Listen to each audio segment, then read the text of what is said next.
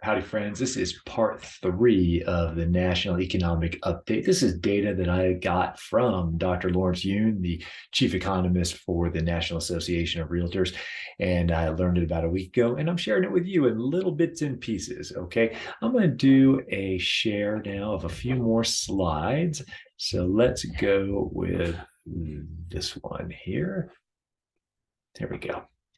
All righty. Are we in a recession or not? And this slide focuses today on the gross domestic product. The gross domestic product, I'm going to just read a little bit about it just to update people on what it is. First of all, okay, it's a monetary measure of the market value of all final goods and services produced and sold in a specific time period by countries. Now, in this graph, the blue shows an increasing change in the GDP rate, while the red shows decreasing change in the GDP rate.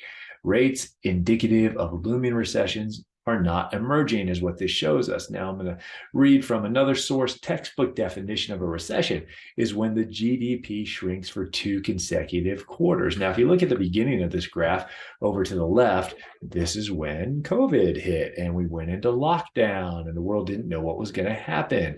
Okay. And then things spiked. When the real estate market took off, houses became homes, people needed more space, people needed offices in their homes.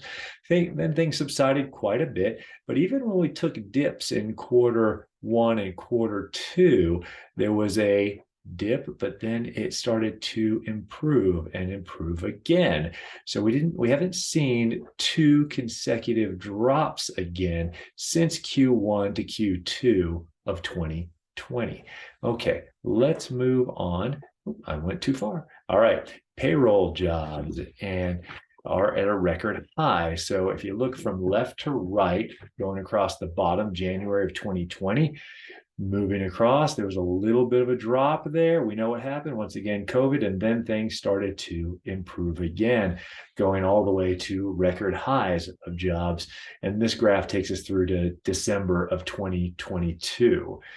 Okay, and then if we go one more slide, this is payroll job additions from pre-COVID days.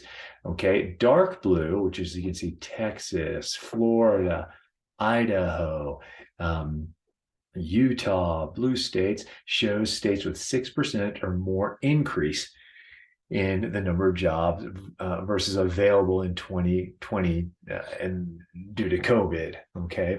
And then if you look at the reds, there's not a whole lot of red. It looks like we have, Vermont over here, and then things go from reddish to like reddish orange and progress. So the red states are still experiencing a recovering job market. Negative percentages, which a few you will see in that area, mean there are fewer jobs than in 2020 pre-COVID times for those locations.